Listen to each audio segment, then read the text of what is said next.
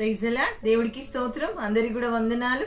అందరు బాగున్నారు కదా? నిన్నటి దినాన ఆరాధనలో ఆశీర్వాదాలను మేలులను పొందుకున్నారని నమ్ముతున్నాము. సాక్షులుగా నిలబడ్డారని మరి నమ్ముతూ మరి ఈ రోజు ఉంటున్న దేవుని మాట చూసినట్లయితే మరి ఈ వీక్ లో మరి దేవుడు మరి ప్రతి పనులలో దేవుడు తోడుగా ఉండులాగున, ప్రయాణాల్లో తోడుగా ఉండులాగున, స్కూల్స్ లో కాలేజ్ లో విషయంలో అన్ని విషయాల్లో దేవుడు మేలు చేయలాగున, వ్యాపారాలు ఉద్యోగాలు దేవుడు దీవించులాగున, అన్నిటినీ దేవుడు ఆశీర్వదించులాగున, ఆయన కృప కనికరం తోడైండులాగున ఈ రోజు ఉంటున్న మాట చూసినట్లయితే మనమందరం కూడా ముందుకు వస్తూ దేవుడు నామాన్ని మహిమపరుస్తూ ఈ రోజు ఉంటున్న మాట 1 యోహాను 4వ అధ్యాయము 4వ వచనంలో ఉంటున్న మాట, మీలో ఉన్నవాడు లోకంలో ఉన్నవారి కంటే గొప్పవాడు. అవును, ఆయన గొప్పవాడు గనుక మీరు గనుక వారిని మీరు జయించి ఉన్నారని ఆయన అంటున్నాడు. అవును, ఆయన గొప్పవాడు గనుక గొప్ప కార్యాలు చేసే దేవుడే ఉంటున్నాడు, గొప్ప మేలులు చేసే దేవుడే ఉంటున్నాడు, గొప్ప అద్భుతాలు చేసే దేవుడే ఉంటున్నాడు. ఆయన గొప్పవాడు గనుక గొప్ప వాటినే చేస్తాడు. నిజమే కదా? ఈ రోజుల్లో చూసినట్లయితే గొప్పతనం అంటే మనం పేరులో అనుకోవచ్చు, మన ధనాన్ని బట్టి అనుకోవచ్చు, మన బలాన్ని బట్టి అనుకోవచ్చు, మన చదువుని పట్టి అనొచ్చు, మన హోదాని బట్టి చాలా వరకు గొప్ప వాళ్ళు అంటారు. గొప్పతనం అనేది అది అనేది ఇంట్రడ్యూస్ అవుతా అందరికి కూడా ఫోకస్ అవుతా ఉంటది. మరి ఈ రోజు చూసినట్లయితే దేవుని కంటే గొప్పవారు ఎవరు కూడా లేరు. ఆయన అంటున్న మాట, గొప్పతనం బయట ఒకవేళ చూస్తే ధనమైన బయట ఉంటది, లేకపోతే బలమైన బయట ఉంటది, లేకపోతే అది పేరైనా బయట ఉంటది, లేకపోతే అది ఏదైనా కానీ బయట ఉంటది. కానీ ఈ రోజు మరి దేవుడు నీతో నాతో మాట్లాడుతున్న మాట ఏమంటే, ఆయన అంటున్న మాట, మీలో లోపట ఉండేవాడు, మీలో ఉన్నవాడు గొప్పవాడు ఎట్లున్నాడంటే ఆయన చేసే కార్యాలు, ఆయన ఎంతో మంది భక్తులు అంత గొప్ప కార్యాలు ఎలాగ చేశారు, ఎలాగ వాళ్ళు మరి అంత గొప్ప కార్యాలు పొందుతున్నారు. ఆయనలో గొప్పవాడు ఉన్నాడు కనుక ఆ గొప్ప అంటే ఆ గొప్పదైన నాకు ఎవరిని బట్టి వచ్చింది, నాలో ఉన్న గొప్పదైన గొప్ప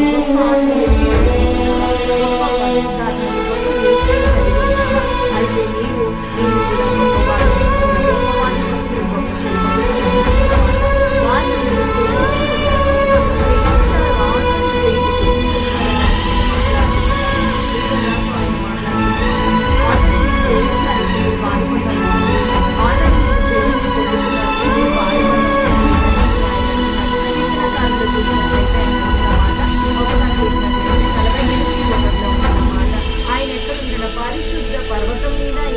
గొప్పవాడిగా ఉన్నాడు. అంతేగా గొప్పవాడు అతడు కీర్తనీయుడై ఉన్నాడంట. ఆయన పరిశుద్ధ పర్వతం మీద ఒకసారి చూసినట్లయితే 48:1 మన దేవుని పట్టణమునందు ఆయన పరిశుద్ధ పర్వతమునందు యెహోవా గొప్పవాడును బహు కీర్తనీయుడనై ఉన్నాడు. ఆయన గొప్పవాడిగా ఉన్నాడు, బహు కీర్తనీయుడిగా ఉన్నాడు. ఈ లోకంలో గొప్పవారని ఏమంటారు? ఒక ఉన్నతమైన ఒక విషయం చూస్తే ఒక విషయాన్ని చూసినప్పుడు ఒక ఆశ్చర్యం అనిపిస్తుంది. మనం చూసిన ఒక భక్తుడిగా ఉంటున్న ఒక వ్యక్తి జీవితంలో ఏం జరిగిందంటే,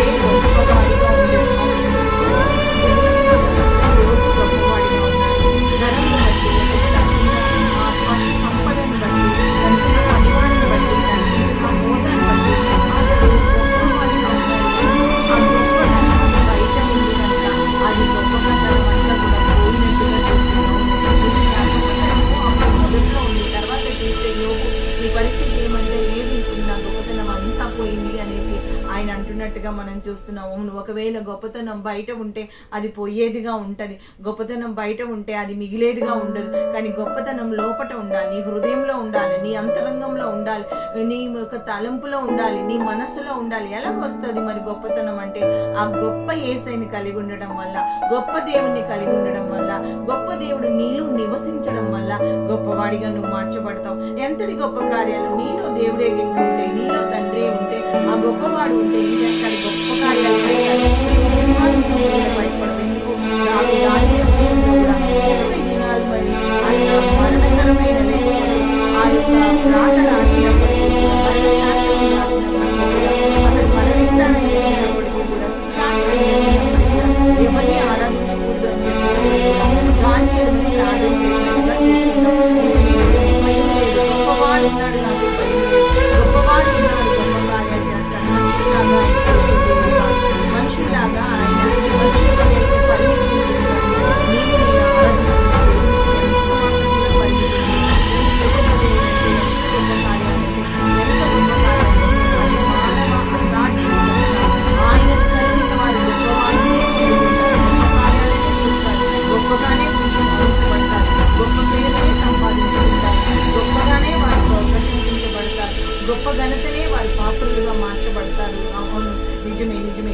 దావీదుని గొప్ప రాజుగా, చక్రవర్తిగా ఆయన మరి చేసినట్టుగా మనం చూస్తున్నాం.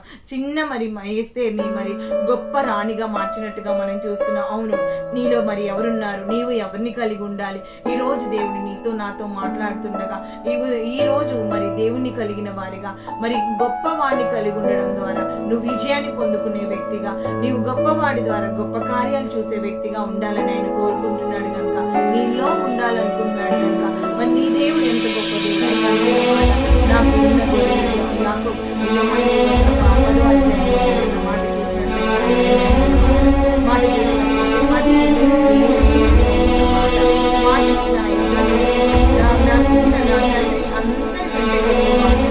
అందరికంటే గొప్పవాడు కనుక నా జన్మ చేతిలో ఆయన గొర్రెల గురించి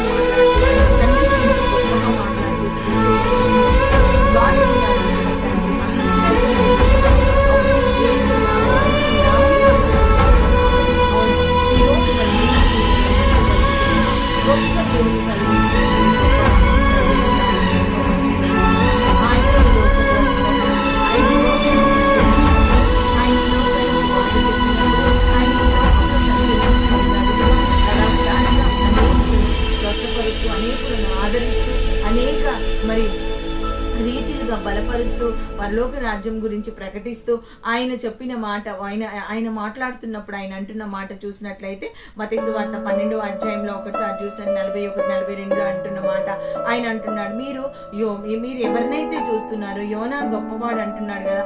యోనా నినివే పట్టణ ప్రజలకు మరి అంతమందికి రక్షణ ఇవ్వడానికి యోనాని దేవుడు వాడుకున్నాడు. చాప కడుపులో మరి 3 దినాలుండి యోనా బ్రతికినాడు. అది మహా అద్భుతం కదా అని మీరు యోనా అనుకున్నారు. మీరు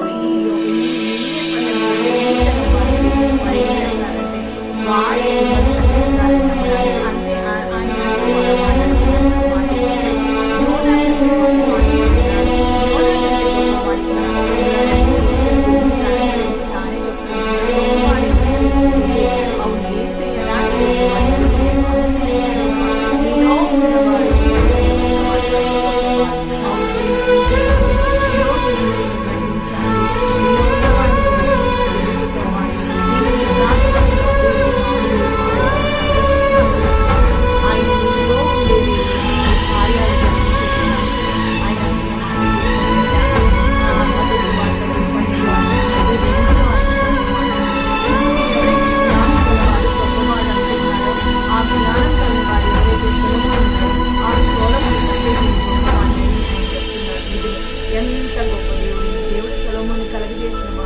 యోనాను మరి కాపాడిన దేవుడు, మరి అంతకంటే గొప్ప దేవుడిని, మరి అంతకంటే గొప్పవాడు ఎవరంటే యేసయ్యే. అవును, ఎవరు కాపాడారు యోనాకి? ఆ గొప్ప పేరు ఎలాగొచ్చింది?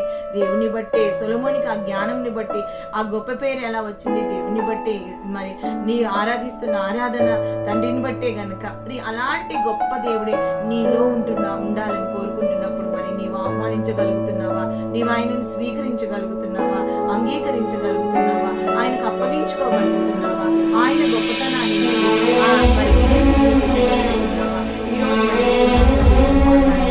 మనమందరం ఆయన ఎలాంటి వాడంటే మన ప్రభు గొప్పవాడు, అధిక శక్తి గలవాడు, అధిక శక్తి గలవాడు. ఆయన జ్ఞానము ఆయన అధిక జ్ఞానం కలిగినవాడు, అధిక ఆయన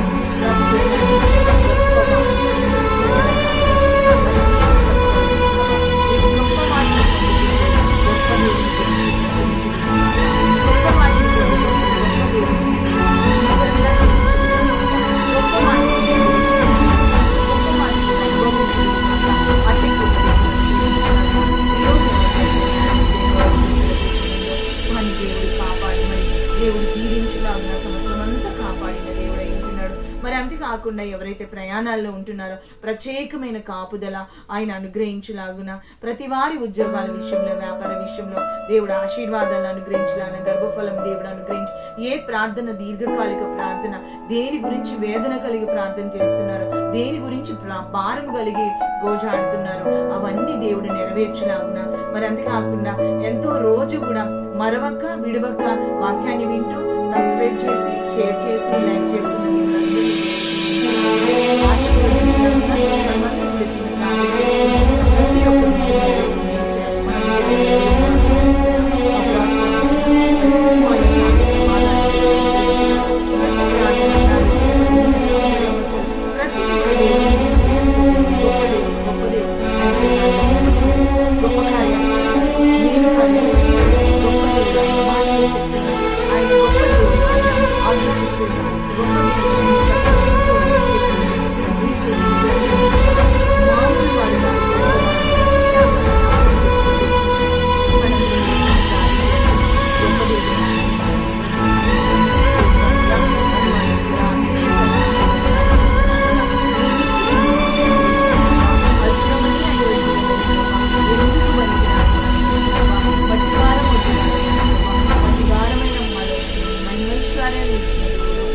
అయ్యా, మీలో ఉన్నవాడు లోకంలో ఉన్నవాడి కంటే గొప్పవాడని ప్రభా. అయ్యా, కనుక వారిని జయించి ఉన్నారని సెలవిచ్చిన దేవుడు అయ్యా. మమ్మల్ని మేము ఆల్రెడీ జయించామని ప్రభా. ఏ శోధనైతే మమ్మల్ని బాధ పెడుతుందో, ఏ వేదనైతే ప్రభా, ఏ వ్యసనమైతే మమ్మల్ని నైనా బలహీనపరుస్తుందో దాని నుంచి నైనా మాకు జయమునిచ్చే దేవుడు అని ప్రభా. అయ్యా, మాకు జయాన్నిచ్చే దేవుడు నీవు ఉంటుండగా మేము విజయమే పొందుకుందుము గాక. గొప్ప దేవుడు నీవు ఉంటుండగా గొప్ప కార్యాలని, మేలు కార్యాలు మేము చూచుదుము గాక. అటు కృప దయచేయమని ప్రభా. ఈ మాటలు ప్రతి ఒక్కరికి